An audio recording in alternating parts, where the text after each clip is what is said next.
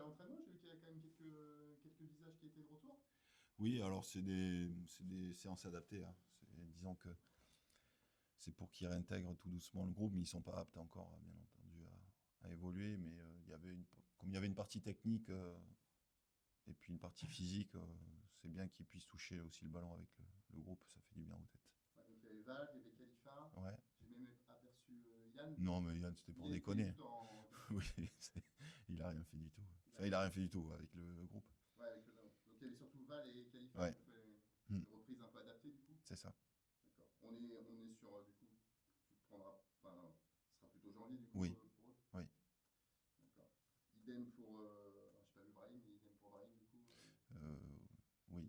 Ouais, dans le meilleur des cas. D'accord. J'étais pas la semaine dernière. Il souffre quoi de Brahim déjà? C'est un problème musculaire. Ouais, musculaire. Voilà. Et Watson aussi avait une petite gêne. Ouais, une petite gêne, ouais. Il faudra un essai demain matin avec ça. Ok. Ouais. Donc incertain pour le moment. Pour l'instant, ouais. Ça se rajoute à la liste. c'est à quel niveau la jeune? C'est cuisse. 6. D'accord, d'accord. La mine aussi, ça sera en janvier du coup. Oui, oui. Ouais, Ouais. ça va pas Mais il est bien, hein. Oui, c'est sûr. Il est bien. Il se sent bien. Il valide les étapes. Il est plutôt en rythme. Après, il est dans l'enthousiasme de la reprise aussi. Mhm. Mais je pense compétitif début d'année prochaine. Ouais. D'accord, d'accord. Il y a d'autres absents que tu n'aurais pas mentionnés Non, pour éventuellement lundi? non. Ça fait déjà beaucoup. Ouais. C'est déjà beaucoup, oui, oui. Mais bon, des fois, la liste n'a pas de fin, Ça malheureusement. fait déjà beaucoup. Ouais. Donc pas de retour et une incertitude. C'est ça. C'est un On est gros bien rendez-vous. d'accord, Oli. Vous avez Ouais. les mêmes comptables. Ouais. C'est bien. C'est un gros rendez-vous qui Oui. vous attend quand même lundi. Oui. Tout le monde s'accorde à dire que cette équipe de Dunkerque, c'est peut-être l'une des plus belles de ce championnat-là, même si elle s'est inclinée face à Metz, mais tout en faisant un très bon match, avec des circonstances de jeu enfin des faits de jeu qui n'ont pas plaidé en sa faveur, on va dire. Ouais, c'est une équipe qui s'appuie sur sa deuxième partie de saison, même s'ils ont encore évolué sur le mercato estival, qui reste dans son identité de jeu. C'est une équipe joueuse, capable de produire du jeu, de mettre beaucoup de vitesse dans leur jeu.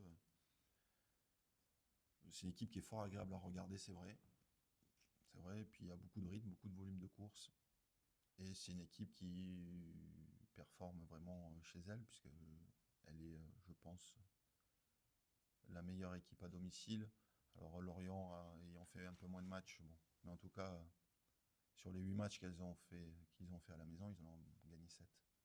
Donc c'est un gros, gros, gros rendez-vous. Et j'ai vu une bonne partie du match contre Metz. C'est une équipe qui a des arguments vraiment pour embêter beaucoup d'équipes. Et c'est vrai que le match, ils le perdent sur une décision qui peut être discutable, mais c'est la loi du football en ce moment.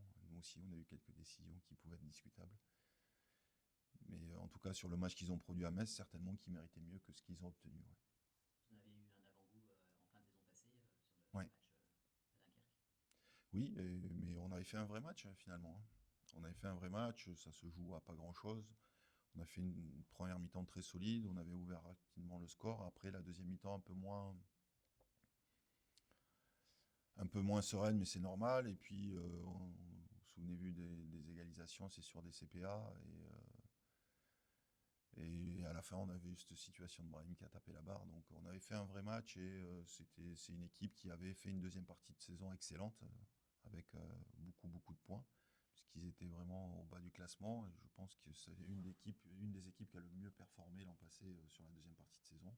Donc, ça confirme, il confirme sur cette première partie. À l'image de Malherbe, c'est une équipe qui a été rachetée, Oui. qui a eu du mal dans ses premiers mois de rachat et qui là, un an et demi après, est totalement lancée. Oui. Est-ce que voilà, tu vois des bons signes pour Malherbe? Mercato. Si on prend le cas de Dunkerque, ils avaient déjà rectifié le tir au mercato hivernal l'an passé. Ils ont pris 8 joueurs. Ils avaient pris un bon nombre de joueurs et des joueurs qui ont fait des différences. Je pense à Gaëtan Courtet qu'ils avaient pris, qui a marqué des buts. Ils avaient un central gauche belge qu'ils avaient recruté aussi. Ils avaient aussi Gébamin, qui aujourd'hui est parti dans un club de Ligue 1. Mais en tout cas, ils s'étaient sacrément renforcés. C'était un recrutement très intelligent dans un fond de jeu qui était déjà présent quand même. Enfin, si on peut faire des similitudes avec Malherbe, il y avait déjà un fond de jeu, ne serait-ce que le match qu'on avait effectué ici en décembre, on avait gagné 1-0, on avait ouvert le score rapidement, mais après, quand même, dans la tenue du ballon, dans la capacité à générer des occasions, ils étaient très intéressants. Et là, ils avaient réussi à rectifier le tir avec un mec capable de marquer des buts et solidifier aussi une assise défensive. Et ils ont fait bis repetita cet été, ils ont pris 2 attaquants, ils ont pris des milieux de terrain aussi qui sont dans leur projet de jeu ultra dynamique, efficace et technique. Donc ils sont, si on va en faire un parallèle, oui, le mercato, toute l'importance du recrutement et de la capacité aux équipes de se renforcer. Voilà, ils surfent sur ça et ils sont plutôt intelligents dans leur projet. Ouais. Tu parles que vous ayez fait un vrai match la dernière fois que vous les avez affrontés. Mm. Il faudra de nouveau en faire un Ah oui, lundi. De toute façon, comme à chaque fois, après, forcément, vu le niveau de l'adversité, il faudra être à minima à ce niveau-là. C'est une certitude. Mais ce qui est frustrant dans la situation, c'est que on prend le match à Metz face à un adversaire qui est aujourd'hui 3e. On rivalise si ce n'est mieux. Et pour autant, on repart avec 0 points. Laval, on fait, je pense, un match très cohérent et malheureusement, on manque d'efficacité dans les 2 zones, que ce soit offensivement ou défensivement, qui fait qu'on repart encore avec 0. Donc, il faut être à minima au niveau de l'adversaire, mais aujourd'hui, il faut améliorer ce ratio occasion-but. Il faut devenir une équipe plus efficace, plus hermétique et peut-être plus pragmatique dans le jeu. Ouais. Tu parles plus efficace, plus hermétique. J'ai envie d'insister sur le deuxième terme.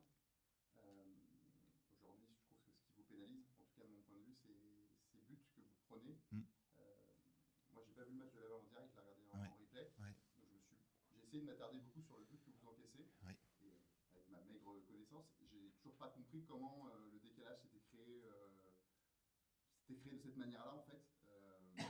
Et je trouve que ça illustre un petit peu ce qui vous pénalise, c'est un peu cette fragilité derrière où ça part. Mais en fait, Laval, je trouve qu'il part de pas grand-chose. c'est. On l'a revu vendredi puisque j'étais absent encore une fois de par la formation jusqu'à jeudi, mais vendredi on a fait un point vidéo et quand on voit le but de son départ jusqu'à l'arrivée, il y a 11 joueurs qui se comportent pas comme il faut. C'est pas juste la défense, c'est les 11, c'est-à-dire que on a un décalage qui est sur le central gauche de Laval au départ de l'action. On est mal resitué sur le terrain puisqu'on est situé en 4-5-1 alors qu'on avait demandé un 4-4-2. Donc déjà, on a un problème tactique sur ce niveau-là. Mais pour autant, ça ne veut pas dire qu'il va avoir but. Et après, on a Didi qui sort de son secteur de jeu pour aller chasser le central gauche. Donc déjà, on ouvre l'axe. Et derrière, on avait demandé expressément de fermer l'axe et on prend une passe dans l'axe. La première déjà, du central vers un attaquant. Et la deuxième où on s'ouvre complètement dans l'axe. Donc oui, on fait trop d'erreurs. Et ce qui est dommageable, c'est qu'on a 10 minutes de qualité où on est en train d'avoir la maîtrise du match, où on les met à mal, où on a des situations, et pour autant, eux, ils viennent une fois chez toi, ils marquent. Donc c'est un comportement collectif, ce n'est pas... Il n'y a pas que la défense à incriminer, c'est un comportement collectif, j'ai le ballon, j'ai pas le ballon, et là, je trouve qu'on est puni à chaque fois qu'on commet des erreurs, puisque des erreurs, tout le monde en commet, toutes les équipes, parce que même Laval en a commis, et ils n'ont pas été punis. Et ce qui nous tue, c'est ça, c'est qu'aujourd'hui, on paye cash toutes nos erreurs. Donc aujourd'hui, il faut qu'on fasse encore plus d'efforts, encore plus être concentré sur tous les détails du match pour que ça bascule du bon côté. Parce qu'aujourd'hui, le constat, il est dès qu'on fait une petite erreur, on prend but. Et il faudrait qu'on puisse être dans 0 erreur. Et du coup, ça passe par une prise de conscience, parce que c'est un moment fort, mais c'est vraiment collectivement que l'animation défensive doit s'améliorer. Endurance mentale, capacité à respecter les missions de chacun dans chaque action. Voilà. Et c'est un gros effort mental, puisque forcément défendre, c'est ce qu'il y a de moins agréable dans le foot.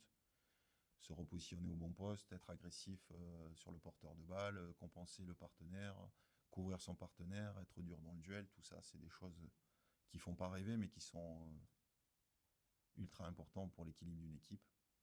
On l'a été, même si, encore une fois, je fais toujours un parallèle avec la saison passée. La saison passée, peut-être qu'on subissait autant d'occasions. mais on était certainement moins punis. Est-ce que si tu dis aussi que la saison passée, je trouve moi que Brahim faisait beaucoup de taf. Bon là il n'est pas là, Ouais. forcément il va pas le faire, mais même je trouve que, enfin ça concerne tous les joueurs, mais Brahim est un petit peu moins performant Oui. sur les 6 mois. Le niveau individuel de joueurs, le niveau qu'ils avaient atteint et le niveau qu'ils expriment aujourd'hui est moins qualitatif que ce qu'ils pouvaient exprimer. Donc la potentialité est là, la capacité est là, puisque à partir du moment où on l'a réalisé pendant X matchs, ça veut dire que c'est mon niveau. La difficulté de notre métier, c'est qu'il faut remettre le couvert à chaque fois et que tout ce qui s'est passé avant, c'est à oublier. On ne retient que l'instant et ce qui va se passer après. Avant, voilà, on a déterminé que oui, on a fait des bons matchs, ok, mais maintenant, il faut remettre ça. Les gens, ils attendent que ça. Ils attendent qu'on soit à ce niveau-là à chaque fois. Une carrière, c'est ça, c'est long. Et il faut être capable de se régénérer à chaque fois et d'être en capacité de prouver qu'on est un très bon joueur. Mais quand on est un peu moins bien individuellement, et quand ça concerne plusieurs joueurs, il faut que ce soit gommé par le collectif, on a envie de dire. Enfin, ouais. ça doit être la solution en tout cas. Mais quoi qu'il en soit, même si le collectif peut être cohérent, forcément, l'action individuelle va aussi déterminer ce qui va se passer dans le match. Une erreur individuelle peut coûter un but, un exploit individuel peut faire que le match, tu le gagnes. N'empêche, il y a un rapport de force au bout d'un moment d'individu et d'individualité sur les actions. Et aujourd'hui, on n'a pas été toujours au rendez-vous à ce niveau-là. Et il faut être conscient qu'on se doit de devenir des joueurs fiables. Et un joueur fiable, c'est quelqu'un qui, même quand il est moins bien, ça ne se voit pas. Ou en tout cas, le grand public ne le voit pas. Et que ça ne coûte rien. La fiabilité, c'est ça. Et c'est ce qu'on... Souvent, on fait un parallèle avec la maturité, mais c'est la réalité. La maturité permet d'être fiable, puisqu'on a plus d'expérience et qu'on a vécu les situations. Et je ne parle pas d'âge, je parle de vivre les situations. Voilà, côté 16 ans, enfin, Yamal, à Barcelone, il a vécu aujourd'hui plein de minutes d'expérience. Et pour autant, c'est un très jeune joueur, mais il a vécu ça. Voilà. Nous, il faut qu'on arrive à être plus fiable dans ce qu'on est en train d'entreprendre. Je pense que vous aurez davantage de pression là, à Dunkerque si vous êtes 16e ce soir. C'est possible. Si vous êtes Par rapport au résultat du jour, non, je crois pas. Je crois pas. On a déjà la pression de toute façon, on va pas se mentir. On a déjà la pression du résultat de par le classement. Peu importe ce qui se passe sur les autres terrains, de toute façon, on dépend aussi que de nous. Ça voudrait dire qu'on regarde que les résultats des autres et qu'en fonction des autres, il va se passer quelque chose. C'est surtout en fonction de nous qu'il se passera quelque chose. Si nous, on gagne les matchs, il n'y aura pas de problème.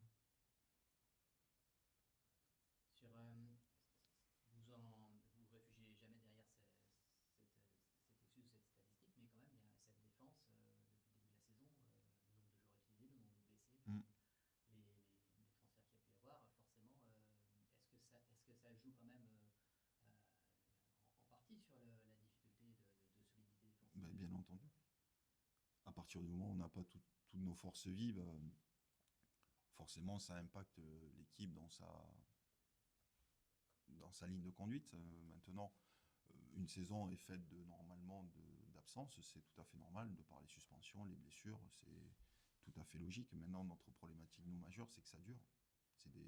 C'est des protocoles longs, donc forcément, aujourd'hui, il nous manque un latéral droit de métier. Voilà, et forcément, quand ça dure 1-2 matchs, on peut suppléer. Le garçon va suppléer sans problème, il va donner au maximum de ce qu'il peut donner. Mais là, aujourd'hui, c'est-à-dire qu'il nous manque un latéral droit de métier. Et puis derrière, celui qui vient après, c'est encore pas un latéral. Donc en fait, la difficulté, c'est dans le pouvoir de rotation.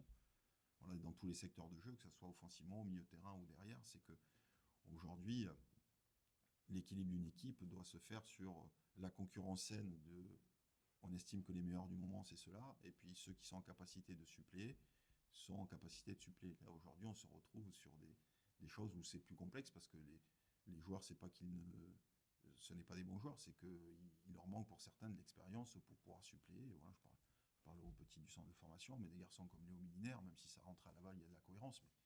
Mais on devrait avoir plus d'armes que ça. Quand on a eu tout le monde, voilà, les 2 derniers matchs qu'on a gagnés, quand on fait rentrer contre Martigues Koulibaly, Le Bihan, Quentin Lecuche, Et j'ai Valenry à droite, c'est pas la même chose que quand on fait rentrer des joueurs moins expérimentés.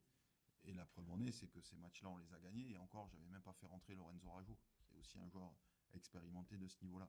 Donc ça change beaucoup de choses dans la capacité de l'équipe à performer. Après, c'est un constat, c'est factuel, mais on peut pas se retrancher derrière ça. Mais c'est une des explications sur la capacité de l'équipe à avoir des résultats positifs.